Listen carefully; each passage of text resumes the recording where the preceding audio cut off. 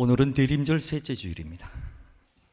주님의 평화가 오늘 예배 자리에 참석하신 온 성도들과 우리 성내 교회 위에와 지금 혼란을 겪고 있는 이 나라 민족 위에 늘 함께 하시기를 바랍니다. 저는 요사이 새벽기도의 시간에 나와서 목사님 설교를 들으면서 내가 이 시점에서 이런 것이 뭘까? 이 말씀 속에 내가 찾아야 될 것이 뭘까? 요셉, 야곱, 모세 이어지면서 야곱이라는 이 메시지를 들으면서 제가 그런 노트에 기록을 했습니다. 내가 내 자손들에게 나도 아름다운 이름과 참 존경받는 부모의 모습을 보여야 되지 않을까? 한 단어, 존경. 내가 찾아야 될 것, 이런 것과 찾을 것.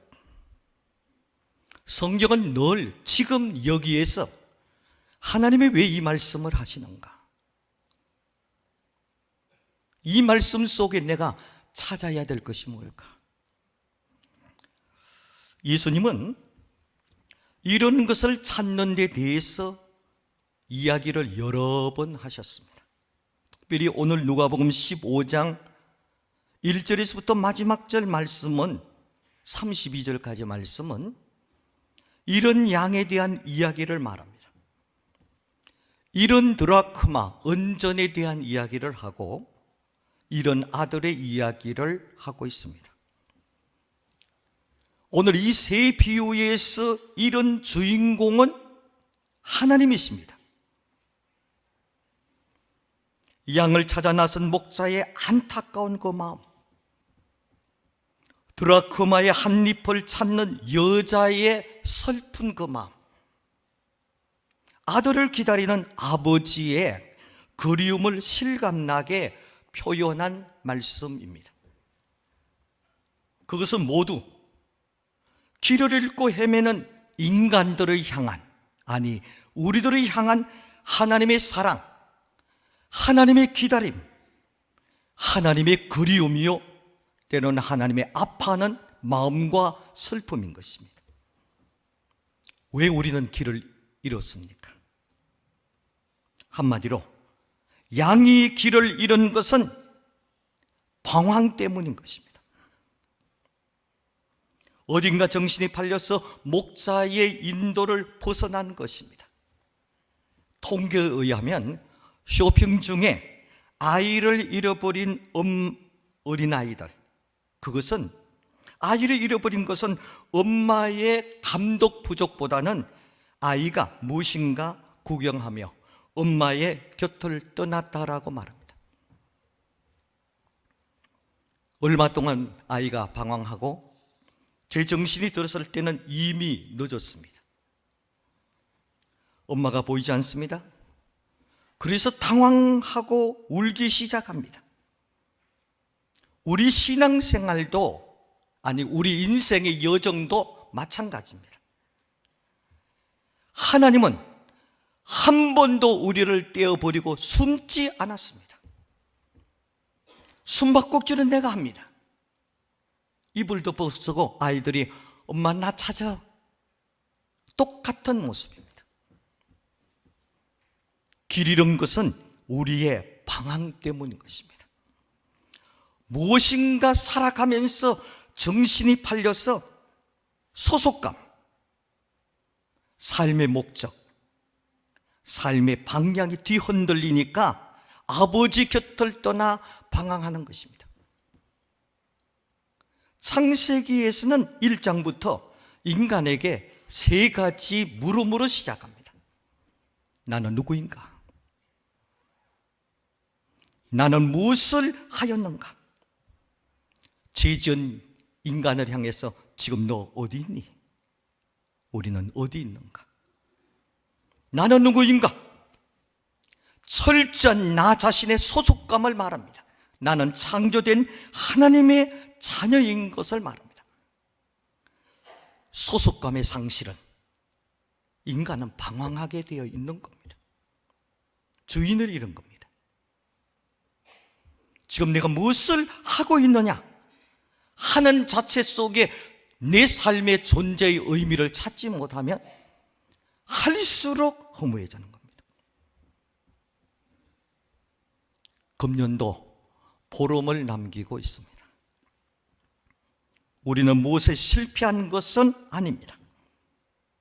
단순히 우리는 길을 잃은 양처럼, 엄마를 잃은 아이처럼 방황하고 있는 것입니다. 우리는 불행해진 것은 아닙니다. 우리는 비극의 주인공도 아닙니다. 단순히 내 인생의 목자 되신 그분의 음성을 들리는 범위를 잠시 벗어나 방황했을 뿐인 것입니다. 하나님께로부터 너무 멀리 떨어지기 전에 돌아가야 됩니다. 돌아간다라는 말의 의미가 뭡니까? 무엇을 돌아간다는 겁니까? 그것은 나의 생각과 욕심을 내려놓고 예수님의 생각, 예수님의 관점으로 나를 놓는 겁니다. 더 쉽게 말해서 이런 경우 내 인생에 살아가는 이 상황, 내가 이런 경우라면 예수님이라면 어떻게 생각하고 어떻게 행동하실까 하고 내 욕심, 내 경험, 내 지식의 관점을 내려놓고 예수님 관점에 나를 놓는 것입니다. 그것이 회개입니다. 그리고 그것이 돌아가는 겁니다. 빨리 돌아가야 됩니다. 멀을수록 인생은 힘들어집니다. 성령은 우리 심령 속에 돌아가라고 계속해서 감동, 감화, 역사하고 있는 겁니다. 왜 돌아가지 못합니까? 내 욕심입니다. 내 생각입니다. 내 경험인 것입니다. 탕자가 아버지를 떠나 방황하는 생활을 하다가 드디어 아버지 생각을 하게 됩니다. 아버지 집에 있는 평화가 어느 날 그리워졌습니다. 그리고 아버지 집에 있는 풍부한 은혜를 사모하게 되었습니다. 이 아들의 방황이 무엇입니까? 탕자의 방황이 무엇입니까? 아버지의 은혜를 사모하지 않는 생활입니다. 아버지가 자기에게 베풀어 줬던 은혜를 욕심과 삶의 욕망 때문에 상실했다라는 말입니다. 아버지 집의 평화를 감사하지 못했던 때가 이 탕자의 방황이요 죄된 생활이었던 것입니다. 도덕적으로 나쁜 짓을 한 것보다도 더 큰 죄는 하나님의 은혜를 상실한 마음, 하나님의 은혜를 그리워하지 않는 그 마음이 더 무서운 죄입니다. 하나님의 평화를 업신여겼던 태도. 예수 믿으니까 뭐 된 거 없어. 신앙생활 해봤자 뭐 된 게 없는데 하나님의 평화를 업신여기고 할 때 우리는 방황하게 되는 것입니다. 여기서 인생에 원망이 나오고 불평이 나오고 교만이 나오고 불순종이 나오는 것입니다. 우리는 시편 기자의 간증을 들어야 될 것입니다.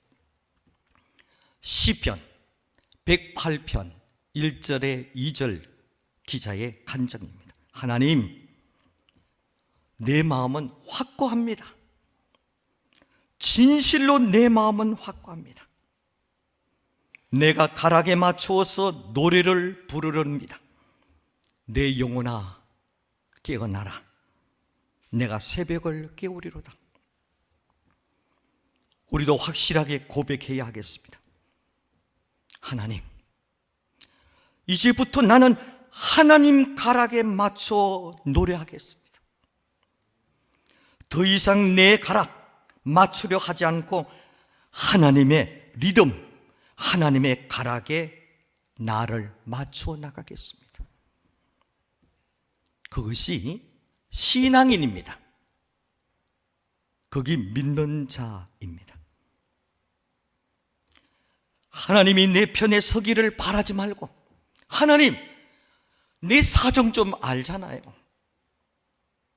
하나님이 내 편에 서는 것을 바라지 말고 내가 하나님 편에 서야 하는 것입니다. 하나님이 내 소원을 이루어 주실 것을 간청하지 말고 내가 하나님의 소원을 이루어 드려야 한다라는 말입니다. 이제 우리가 성숙해졌잖아요. 최소한 내가 직분을 가졌잖아요. 성숙한 신앙인이 뭡니까? 아직까지 내 관점입니까? 하나님 어떻게 생각하실까? 한 번은 우리가 생각해야 되지 않겠느냐라는 말입니다.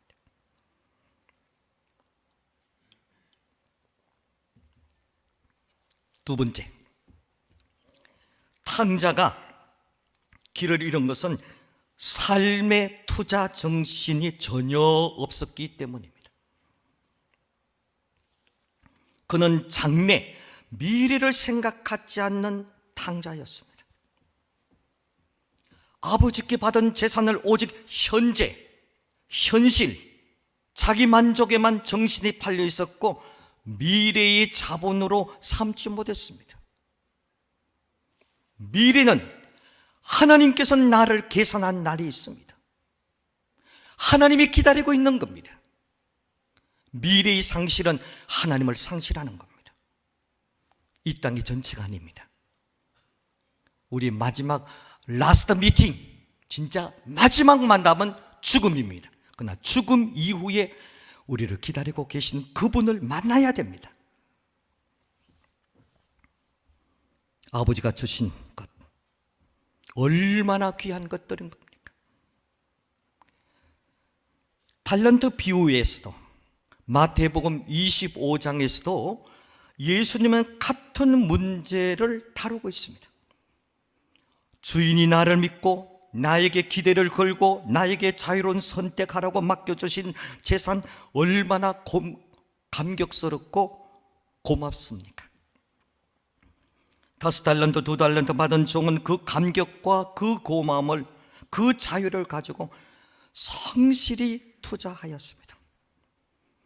그러나 1달란트 받은 종은 주인에게 감사하며 보답하겠다는 정신은 없고 오직 주인을 두려움의 대상으로만 여겨서 본전치기로 긴 세월을 허송하였던 것입니다. 주인은 그에게 결론을 내립니다. 악하고 게으른 자라는 책망과 함께 있던 것까지 다 빼앗아갔습니다. 하나님은 우리에게 주신 것, 생명, 시간, 물질, 건강, 지식, 재능, 하나님이 기뻐하시는 목적을 위해서 사용하지 않을 때 그 자신은 길을 잃은 탕자가 되고 있는 것도 회수되는 게으른 종이 된다라는 말입니다. 성경에는 두 종류의 악을 말합니다. 하나는 잘못된 결정입니다. 내가 잘못된 결정. 또 하나의 악은 결정하지 않는 것이 악입니다. 나쁜 짓 하는 것은 물론 악입니다. 그러나 아무 일도 안 하는 것도 악인 것입니다.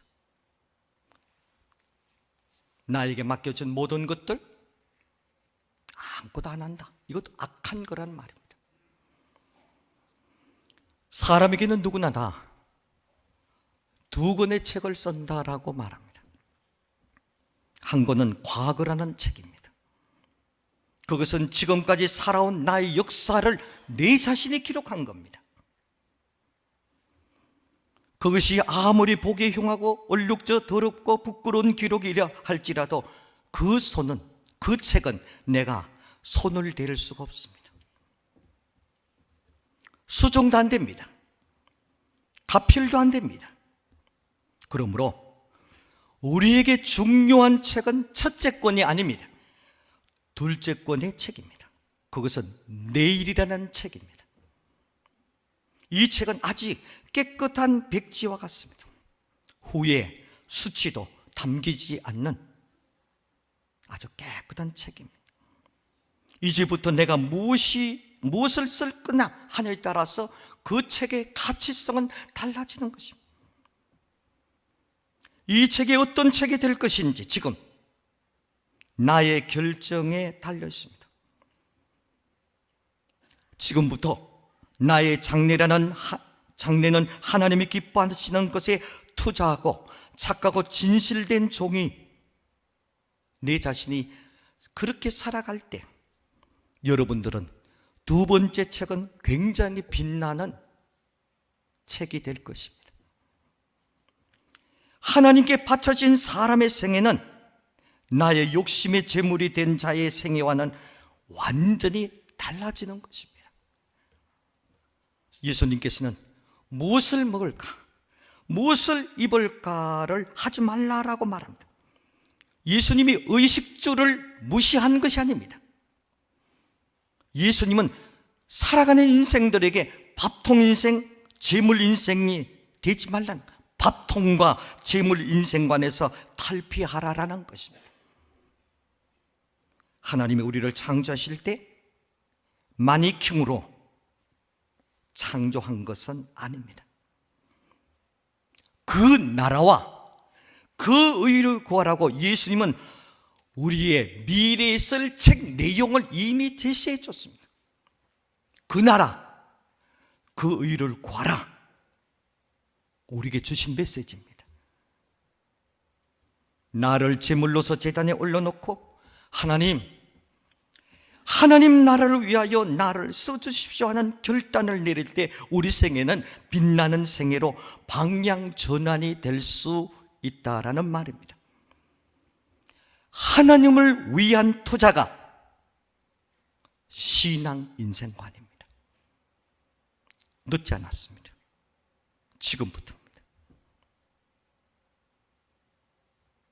탕자는 잃은 것과 다시 찾아야 할 것을 깊이 생각하게 되었습니다. 그 순간부터 탕자의 행복이 시작이 됩니다. 탕자는 자기가 아버지 집, 아버지의 권리, 풍요한 아버지의 사랑, 만족, 행복, 감사가 있고 감사 자체를 잊어버리고 살았던 그 자신의 모습을 발견하게 됩니다. 몇 해 동안 욕심을 쫓아 정신없이 사는 동안 너무 많은 귀중한 것들을 자기 인생에서 상실되었다는 것, 잃어버렸다는 것을 그 자신이 깨닫게 됩니다. 그래서 그는 반성하고 다시 찾아야 할 것을 생각하게 됩니다. 아들의 신분뿐만 아니라, 아들의 신분이 아니라 종의 신분이라도 아버지 곁에서 아버지를 도와드리겠다라고 생각을 합니다. 아버지 은혜 밑에 살고 감사하며 사는 신뢰를 회복한다라고 생각했던 것입니다. 우리가 정말 이 살아가면서 순간순간 다시 찾아야 할 생활은 탕자의 각성과 같은 은혜 생활입니다. 감사 생활입니다. 예배 생활입니다. 언제까지 욕심 부리라고 합니까? 어느 정도 가져야지 우리가 만족합니까? 아담 이후 이 땅의 모든 것에 소유해서 만족했다는 사람은 아무도 없습니다. 은혜가 무엇입니까? 제가 정치무 장로님께 손경민 목사님의 은혜라는 찬양을 부탁했습니다. 제가 설교하고 싶은 내용이 길기 때문에 이 찬양 속에 설교의 내용이 일단 다 들어갑니다. 전 요약만 하겠습니다.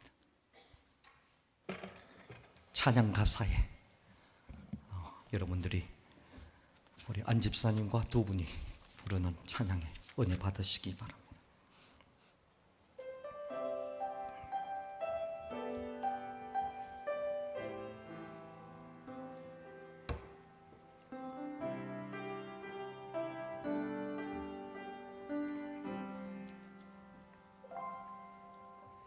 내가 누려왔던 모든 것들이, 내가 지나왔던 모든 시간이, 내가 걸어왔던 모든 순간이 당연한 것 아니라 은혜였소. 아침 해가 뜨고 저녁에 노을, 봄의 꽃향기와 가을의 열매, 변하는 계절의 모든 순간이 당연한 것 아니라 은혜였소. 모든 것이 은혜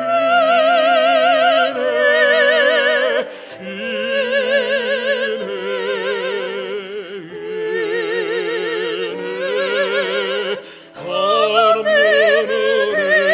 내 삶에 당연한 것 하나도 없었던 것이 모든 것이 은혜였소.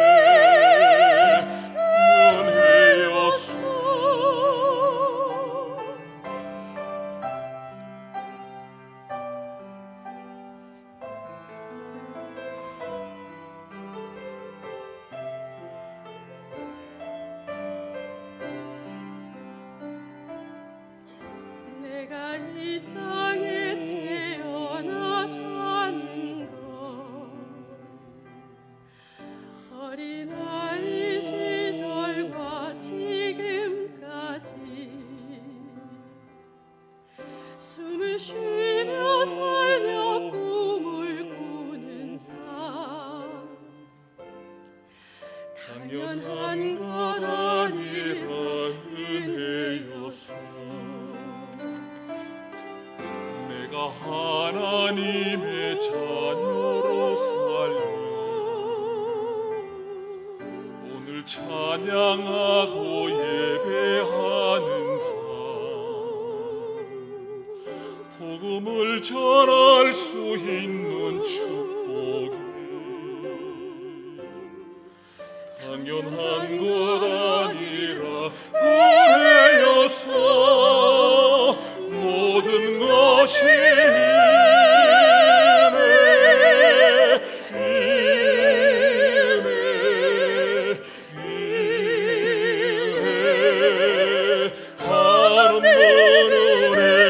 내 삶에 당연한 것 하나도 없었던 것이 모든 것이 은혜였어.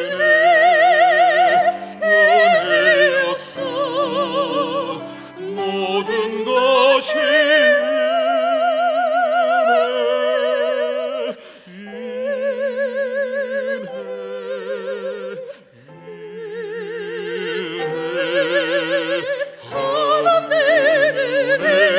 내 삶에 당연한 것 하나도 없었던 것이 모든 것이 은혜였어.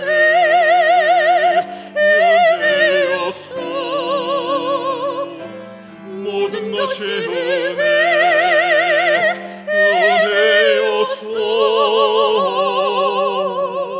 모든 것이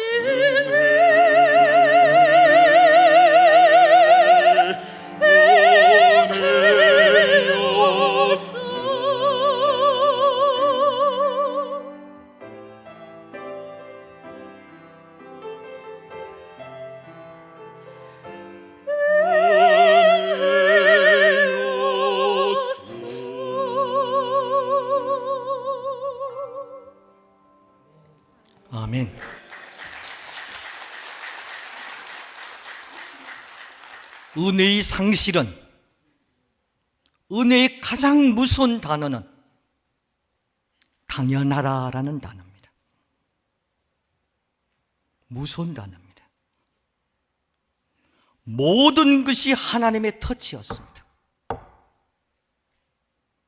저는 요사이 남원천 다리를 지나면서 40년, 제가 왔을 때 37년 전에만 해도 남원천 다리에서 이 겨울에 얼음 깨고 빨래하는 분들이 많았어요.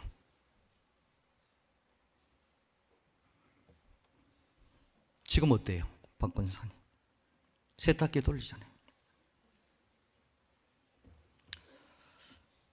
사랑하는 성도 여러분, 우리 삶의 속에 당연한 것은 하나도 없습니다. 아멘? 이거 아멘 고백하지 않으면 내 인생의 남은 생애가 굉장히 힘들어집니다. 그저 당연하게 여기며 살아왔을 뿐인 것입니다. 힘들고 죽을 고비가 있었지만 지금 이 시간에 내가 교회에 와서 예배 드리는 것, 예수 믿고 구원받은 것, 나에게 죽음 위에 천국 가는 것, 이 모든 것이 하나님의 터치입니다. 하나님의 은혜였습니다. 모든 것이 은혜라는 것은 고난 중에도 은혜가 있다라는 뜻입니다. 고난과 고통을 통해 하나님 앞에 서게 되고 하나님만 의지하게 되며 하나님의 뜻을 이해하고 순종하게 되기 때문인 것입니다. 바울 신앙의 중심은 다른 모든 것보다도 하나님의 은혜가 가장 중요하다고 믿고 고백한 것이 바울 신앙입니다. 하나님의 은혜 없이 하루도 못 산다는 하나님과의 바른 관계를 가져야 됩니다. 한마디로 하나님께 딱 붙어 있으란 말입니다. 왜 외롭다고, 왜 고독하다고, 딱 붙어. 또 우리가 찾아야 될 것은요, 감사하는 생활입니다. 탕자의 거듭남은 아버지께 감사하는 생각을 품을 때 시작이 되었습니다. 우리에게 불인감이 있습니까? 짜증과 우울감과 외로움이 있습니까? 그것은 사실은 감사 생활에 부족하기 때문인 것입니다. 감사하는 곳에 은혜가 보이고 감사하는 곳에 은혜가 흐르는 것입니다. 지금 어떤 환경이 있더라도 감사할 수 있는 것이 하나님이 그곳에 계시기 때문인 것입니다. 여전히 나를 사랑하고 계시고 구원하시는 사랑은 변하지 않기 때문인 것입니다. 탕자는 예배 생활, 이것이 찾는 순간 그는 행복하게 되었습니다. 예배 생활이 뭡니까? 제단 생활인 것입니다. 예배 제단 생활은 하루 종일 예배만 드리는 생활을 말하는 것이 아닙니다. 내 자신이 어느 곳에 있든지 하나님 곁에 사는 생활, 주님 가까이 사는 생활, 매 순간 내가 하나님 앞에 서 있다라고 고백하는 행위가 예배입니다. 말씀을 마칩니다. 시편 기자의 기도를 다시 생각합니다. 시편 119편 175절 176절입니다. 나를 살려주셔서 주님을 찬양하게 해 주십시오. 나는 길을 잃은 양처럼 방황하고 있습니다. 오셔서 주의 종을 찾아 주십시오. 기도하겠습니다. 거룩하신 우리 하나님 아버지, 1년도 금방 지나갔습니다. 이제 남아있는 기간, 내가 하나님 앞에 바로 서게 도와주시고 말씀의 거울 앞에 설 때마다 내가 살아오면서 이런 것이 뭘까? 찾아야 될 것이 무엇인가를 생각하면서 기도하고 결단할 수 있도록 도와주시고 은혜를 찾고 감사를 찾고 예배의 삶을 다시 회복해서 남은 우리 인생들이 행복해질 수 있도록 도와주옵소서. 예수님 이름으로 기도드립니다. 아멘.